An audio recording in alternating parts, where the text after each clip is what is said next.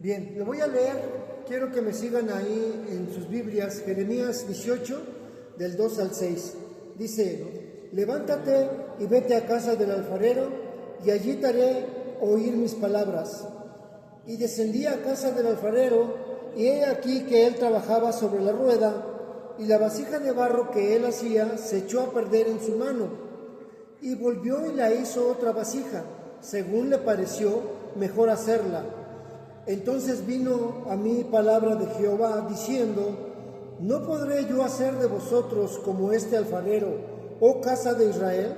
Dice Jehová, he aquí que como el barro en las manos del alfarero, así sois vosotros en mi mano, oh casa de Israel. Vamos a orar. Padre bendito, te damos gracias en esta mañana que tú nos has permitido venir a este lugar para leer tu palabra, para aprender de tu palabra, para acercarnos más a ti. Te pedimos que seas con nosotros, que nos des una mente entendida y sobre todo un corazón dispuesto a escucharte, a obedecerte y a ponerlo en práctica en nuestras vidas. Sé con nosotros, en nombre de Cristo Jesús. Amén. Bueno, mire, qué hermosa palabra de Dios tenemos aquí en Jeremías. Jeremías fue un profeta del Antiguo Testamento y Dios quería decirle algo. Y lo hizo llevar a casa de un alfarero. Y le dijo, ve ahí, y ahí te voy a enseñar algo maravilloso. Jeremías fue a casa del alfarero y lo que vio fue trabajar al alfarero, que de hecho creo que no ha cambiado mucho la forma de trabajar de los alfareros desde aquella época hasta ahora. Podemos ver que casi es idéntica. Claro, a lo mejor por ahí con alguna modernidad, pero es más o menos lo mismo. Y Jeremías vio al alfarero que agarraba del barro, lo ponía en su rueda y empezaba a moldear un vaso. Pero este vaso como que no le gustó, ¿no? O sea, como que dijo, ay, ya me fui chueco, ya no está quedando bien. Lo volvió a tirar y volvió a agarrar más barro y empezó a trabajar y a perfeccionar esa vasija. Entonces Dios le dijo a Jeremías, mira, así como es alfarero, yo puedo hacer con ustedes. Puedo tomar del barro y formarlos y hacer una vasija útil, una vasija que sirva, una vasija que se vea bien y que esté adecuada para el trabajo. Y Jeremías obviamente entendió de qué le estaba hablando Dios. Y Dios es así. Si nosotros ponemos esta figura ahora para aplicar en nuestra vida, el alfarero es Dios y nosotros somos ese barro. A veces yo creo que todos hemos pasado por situaciones en las que nos sentimos quebrados totalmente, rotos, como que hechos pedazos, e inclusive decimos esa palabra, ¿no? Estoy hecho pedazos. Y no es que un brazo se me haya quedado por ahí, la pierna por allá y todo, pero nos sentimos tan mal que decimos, estoy hecho pedazos. Si vemos el trabajo del alfarero, el alfarero toma esos pedazos, los lleva a la rueda, los junta y los empieza a moldear y hace un vaso nuevo. En la práctica Dios toma nuestros pedazos y hace un nuevo vaso. Qué formidable figura del alfarero que lo podemos aplicar en nuestras vidas. Y aquí esto nos sirve para hablar de algo que vamos a ver en esta mañana, de lo que es el hombre exterior y el hombre interior. Porque si Dios nos está formando como vasija nueva y toma ese barro, vamos a ver cómo nos está formando y cómo nos puede hacer un vaso nuevo. Quiero que abramos nuestras Biblias en 2 de Corintios 4, en el Nuevo Testamento.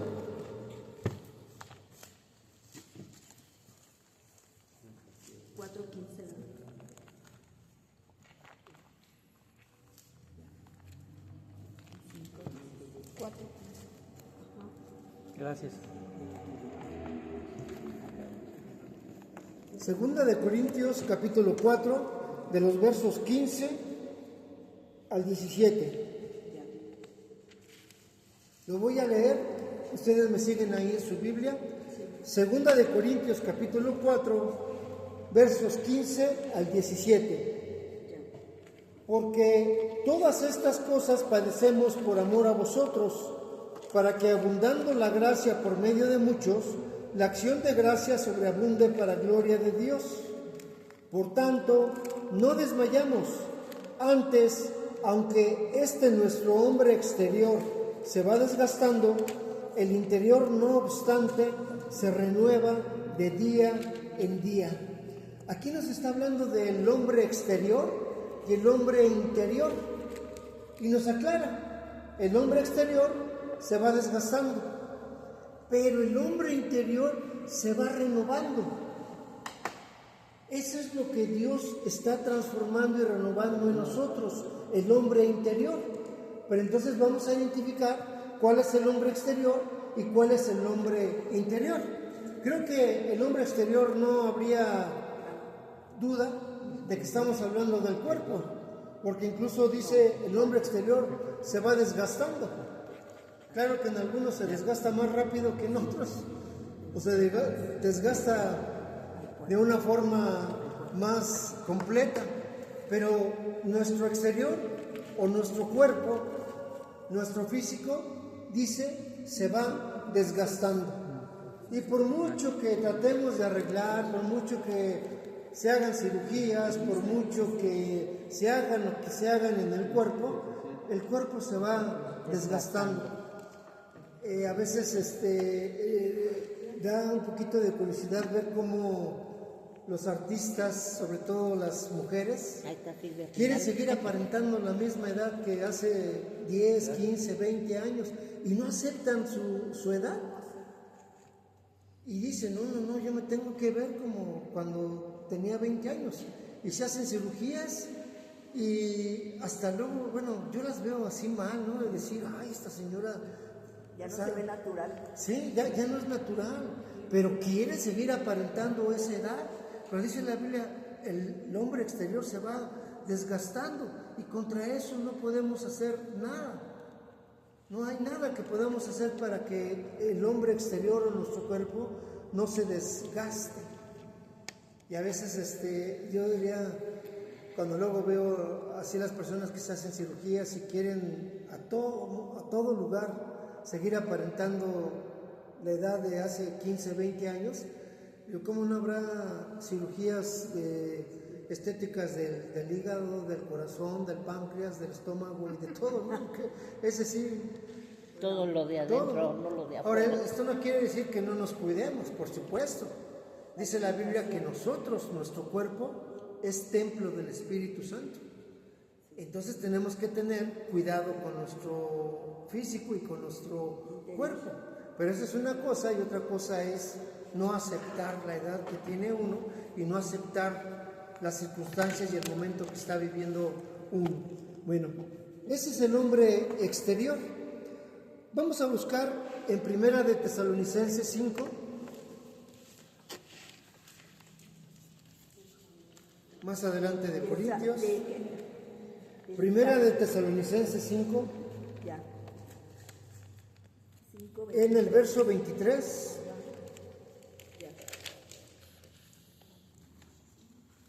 Primera de Tesalonicenses, capítulo 5, verso 23. ¿Es después de Corintios? Sí, más adelante de Corintios.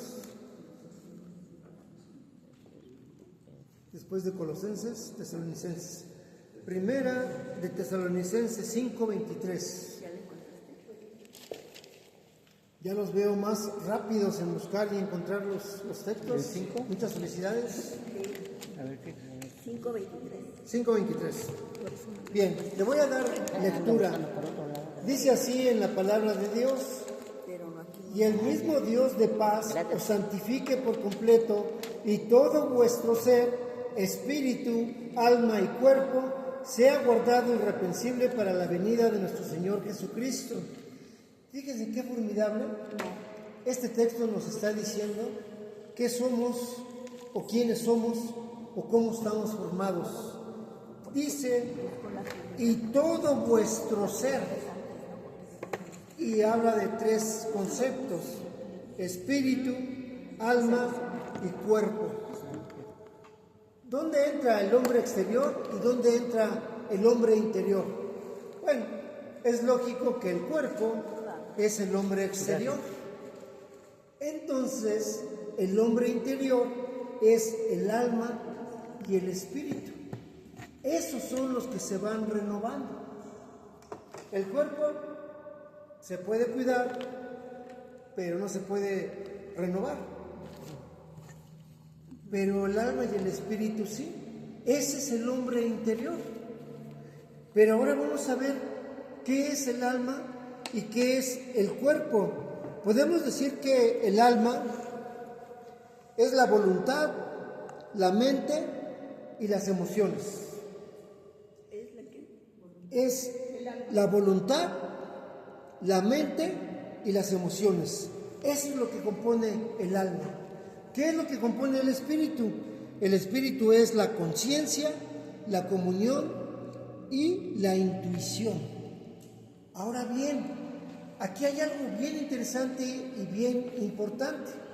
Si todo nuestro ser, dice la Biblia, que es el cuerpo, el alma y el espíritu, dice que el hombre exterior, o sea el cuerpo, se va desgastando, pero el hombre interior, o sea el alma y el espíritu, son los que se van renovando.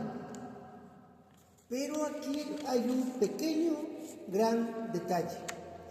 Todos a veces hablamos inclusive del alma, ¿no? Decimos, te quiero con toda mi alma, o estoy triste en mi alma. ¿Por qué? Porque es ahí donde está la voluntad, la mente y las emociones. Pero el espíritu es la conciencia, la comunión y la intuición.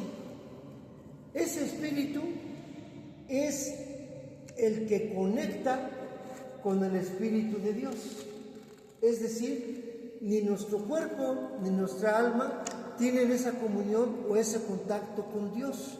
Lo que lo hace posible es el Espíritu. Podríamos decir que el Espíritu es la parte esencial de nuestro ser que le permite tener una relación con Dios. Qué interesante, qué interesante. Pero aquí tenemos que ver que cuando el hombre pecó, cuando Dios hizo al hombre, Adán, lo hizo con cuerpo, alma y espíritu. Y ese espíritu desde un principio estaba conectado con Dios, porque inclusive Adán hablaba con Dios y Dios se paseaba en el huerto y Adán tenía comunión con Dios. Es decir, tenía su espíritu vivificado. Esto quiere decir que tenía su espíritu conectado, por decirlo de alguna manera, conectado con la fuente de poder que era Dios, y entonces tenían una comunión Dios y el hombre. Pero el hombre decidió pecar, y cuando pecó, esa parte del hombre, el espíritu, se desconectó, se fue la luz, alguien bajó el interruptor y se desconectó el espíritu de Adán con el espíritu de Dios, y ya no tuvo esa comunión. De ahí la descendencia de Adán, los que nacemos de esa descendencia de Adán, nacemos ya con esa situación de no estar conectado mi espíritu con el espíritu de Dios. Tenemos alma, tenemos cuerpo, tenemos espíritu, pero ese espíritu no está conectado y no tiene comunión con Dios. Hasta que, por medio del Evangelio, recibimos a Cristo como Señor y Salvador, ese espíritu empieza a vivir, se conecta con el Espíritu de Dios y ese espíritu empieza a ser vivificado. Y entonces el hombre interior puede ser renovado. A lo mejor muchos dirán, bueno, ¿y qué no se puede renovar el alma y el espíritu fuera de Dios? La respuesta definitiva es no. Podemos hacer muchas cosas para sentir que nuestro espíritu se renueva y se vivifica. Podemos ir a disciplinas como la yoga, el tai chi, esas, porque son doctrinas que a lo mejor van encaminadas a vivificar el espíritu. Y cuando hacemos los ejercicios de yoga, de tai chi y todas esas disciplinas, podemos sentirnos en el momento como que, ay, me siento bien, respiré, me tranquilicé y me siento bien. Está bien, no hay ningún problema, pero no estamos vivificando mi espíritu para conectarme con el Espíritu de Dios. Lo que estoy vivificando o estoy alimentando es mi alma, no mi espíritu. A lo mejor muchos dicen, bueno, vamos a un retiro, y en ese retiro no hacen nada, se desconectan de la tecnología, se la pasan sentados, con los ojos cerrados, pensando, buscando su interior, y a lo mejor salen y dicen, pues sí me relajé, sí me sentí mejor. Una situación momentánea. Después, cuando llegamos al mundo, otra vez empezamos con lo mismo. Y todo lo que busquemos, pensando que vamos a vivificar y renovar mi espíritu, puede ser momentáneo, pero ahí termina. Es decir, no es algo que dure para siempre. Pero cuando vamos a Cristo nos da para la eternidad. Y pase lo que pase, nadie nos lo va a poder quitar. Si vamos a un retiro espiritual del Yansen Hun Chan, Hun Chin Chin Chan, no se me ocurrió otro nombre. ¿Qué hijo? What? Es una disciplina oriental que ustedes no conocen. Y vamos, y ahí estamos una semana. Y en ese momento nos sentimos bien, salimos, ay, qué padre me siento. Llegamos a la Ciudad de México, a la López Portillo, y se nos quita cualquier espíritu bueno o cualquier situación que hayamos aprendido o que pensemos. Ahí otra vez volvemos a la realidad. ¿Qué es lo que pasa con Cristo? Con Cristo siempre vamos a estar bien, felices, contentos con nuestra situación. A mí me parece increíble ver familias cristianas. Me pasó muy al principio de que yo conocía de todo esto. Nos invitaron a comer una familia y nos dio de comer frijolitos con longaniza. Y decir con longaniza es decir mucho, porque había así como que pedacitos de longaniza. Y no estoy menospreciando. A lo que voy es que yo me sentí un poquito mal porque decía, en lugar de que nosotros vengamos y le ofrezcamos algo a la familia, ellos nos están dando de lo que tienen, de lo poco que tienen. Y yo me sentía mal, pero después cuando la familia nos servía y todo con un gusto y con una alegría, que no era el alimento, era lo que ellos expresaban y lo que ellos tenían. Y yo decía, pues ¿qué tienen? O sea, ¿por qué tan alegres? La respuesta es ¿por qué? Porque tenían a Cristo en su corazón y en su vida. Y por mucho que pasemos por una situación que la vamos a pasar, ahora esto no quiere decir que Dios nos haya prometido una vida de dulzura y de todas las cosas buenas y nada malo nos va a pasar. lo que la Biblia nos enseña y lo que Jesús nos da es tener paz e inclusive en las tormentas y en las situaciones malas. Ese gozo, esa felicidad no nos la va a poder cambiar ni quitar nadie. Y además es para toda la eternidad, no solamente para un momento.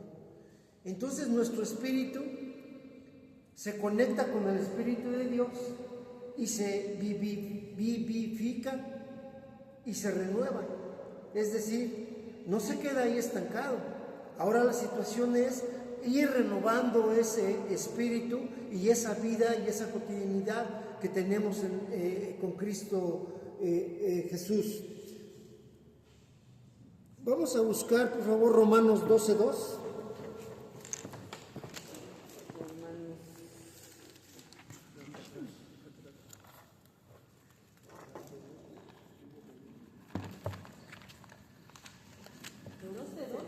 ¿Ah? 12:2. Primero 12:2. 12:2. Ok, gracias.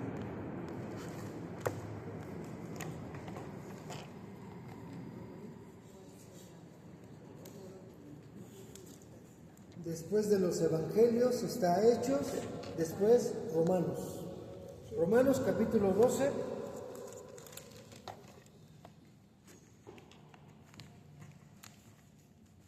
Verso 2. Le voy a dar lectura. Dice: no os conforméis a este siglo, sino transformaos por medio de la renovación de vuestro entendimiento, para que comprobéis cuál sea la buena voluntad de Dios, agradable y perfecta. Fíjense cómo aquí en este capítulo de Romanos nos está diciendo que no debemos de estar conformes con este siglo. Dice: no os conforméis a este siglo, sino que tenemos que hacer: transformaos por medio de la renovación de vuestro entendimiento. Es decir, tenemos que ser transformados, tenemos que ser renovados.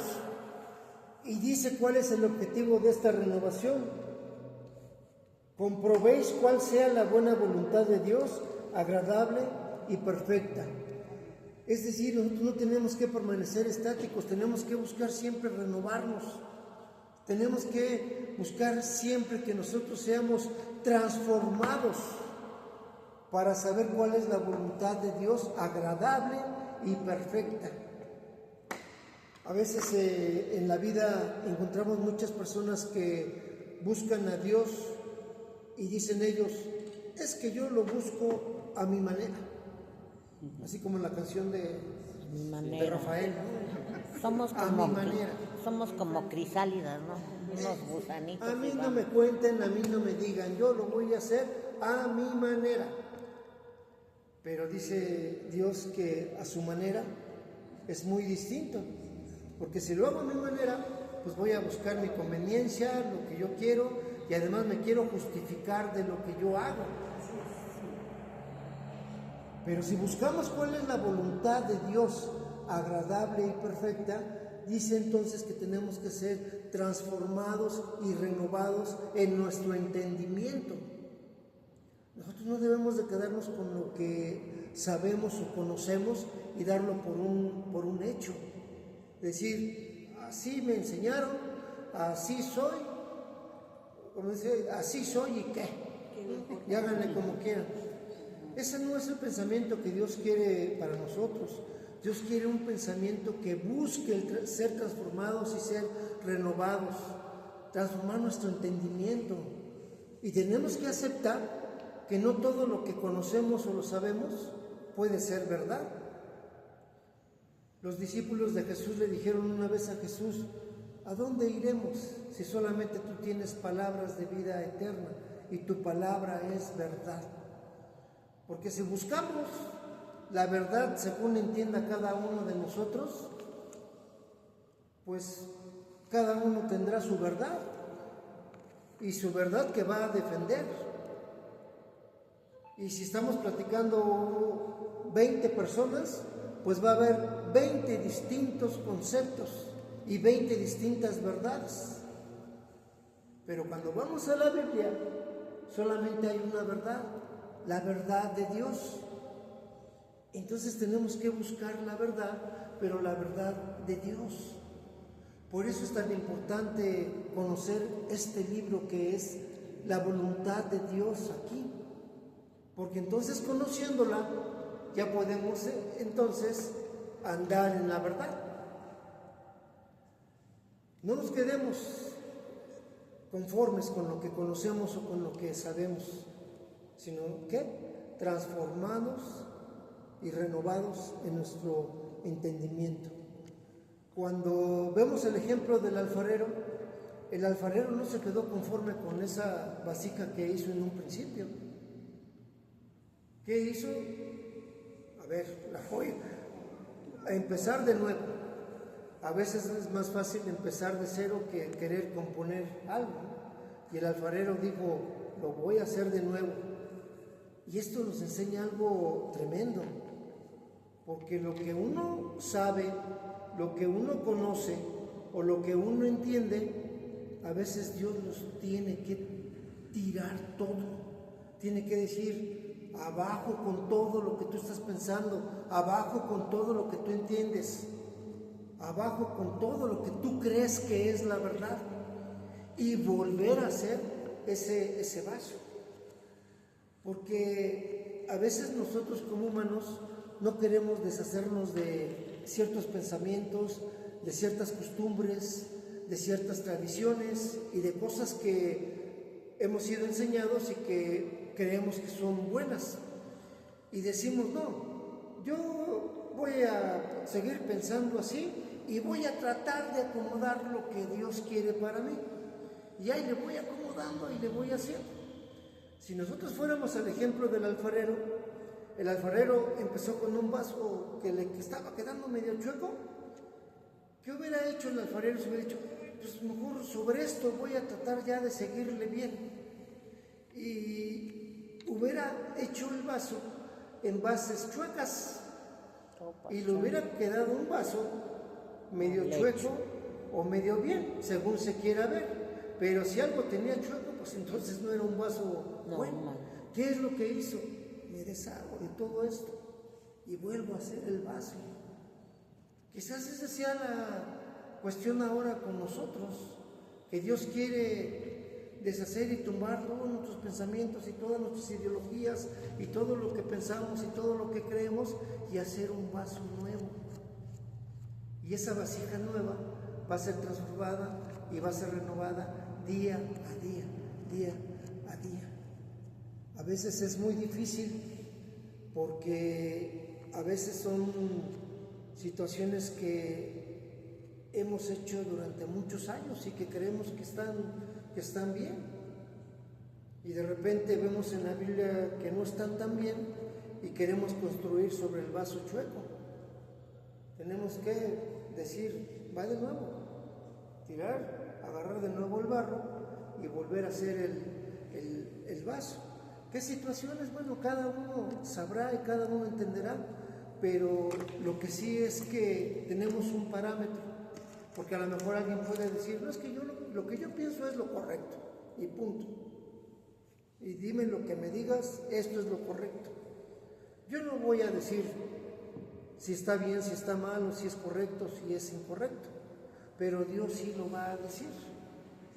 Y entonces cuando leemos su palabra, cuando entendemos su palabra, cuando buscamos su palabra, entonces ya lo confrontamos con Dios, no con una persona, no con un sacerdote, no con un pastor, no con nadie, sino con el mismo Dios. Y entonces ahí sí, que haya cada uno, pues sabrá cuál es su siguiente acción.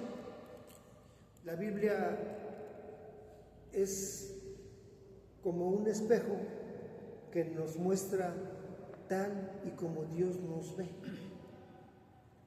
A veces mucha gente dice, y me da mucha risa luego a veces cuando la gente dice, es que yo soy bueno, yo no he hecho cosas malas, o sea,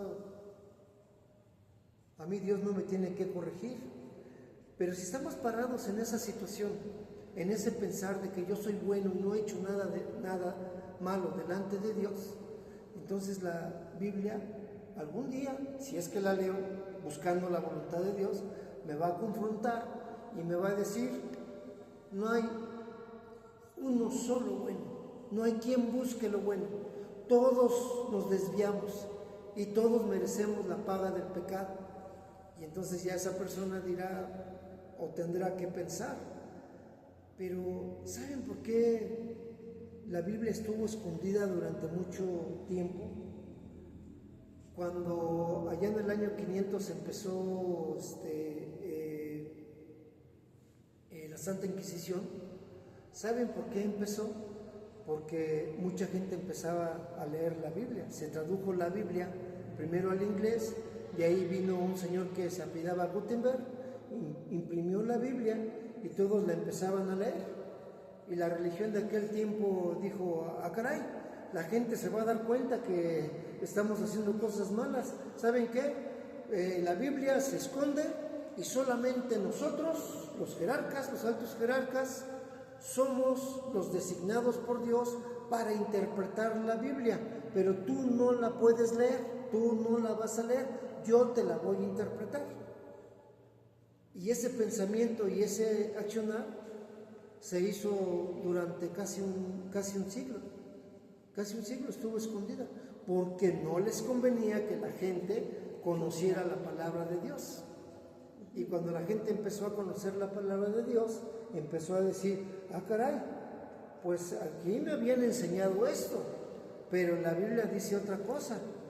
¿Qué empezó a hacer? Se empezó a renovar su entendimiento.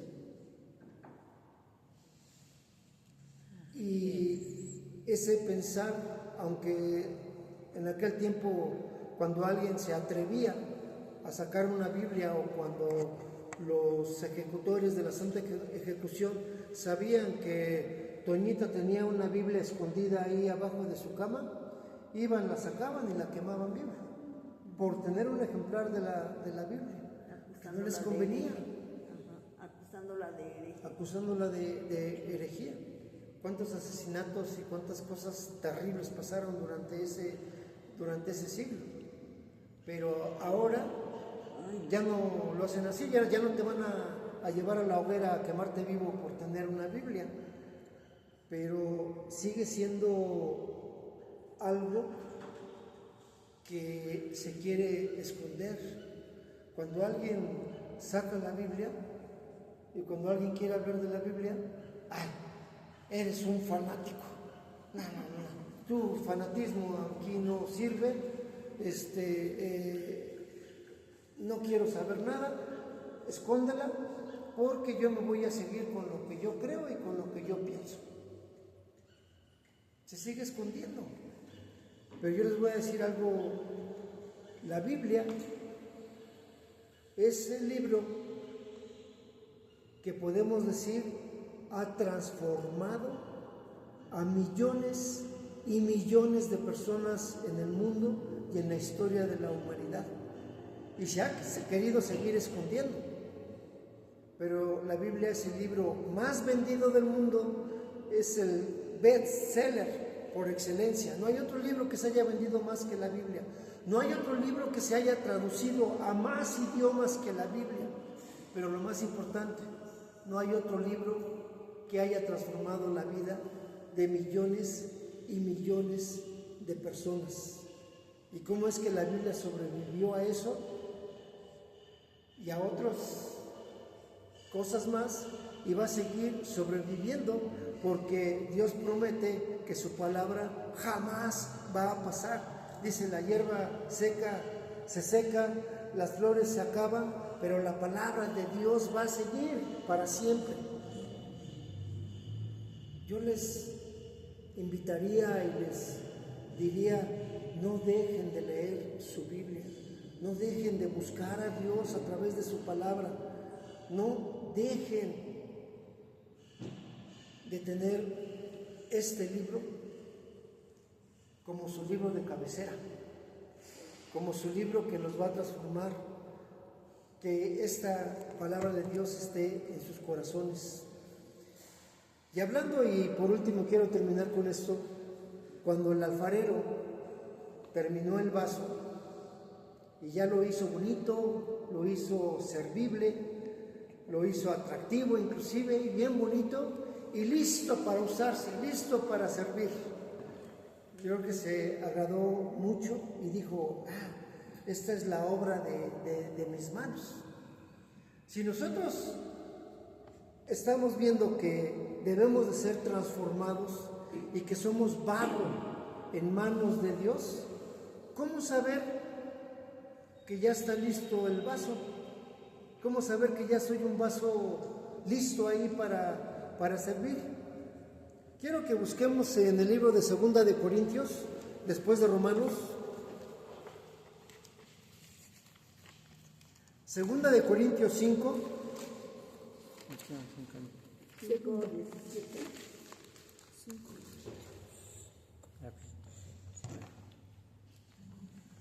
¿De cuál? 2 de Corintios capítulo 5, el verso 17. Yo nada más recuerdo, conforme a lo que dijiste de la Biblia, que va a durar toda la vida. Vi una película que se llamó El libro de los secretos, algo así, con Denzel Washington. Buena película. Que al final, el meollo de la película era la Biblia. Exacto. Cómo Que la quedó quieren al final. utilizar para nada más lucrar, ¿no? Sí, Pero la verdad quedó al final. exacto. Bueno, ya lo tenemos, 2 de Corintios 5, el verso 17. Le voy a dar lectura, me siguen ahí en sus Biblias.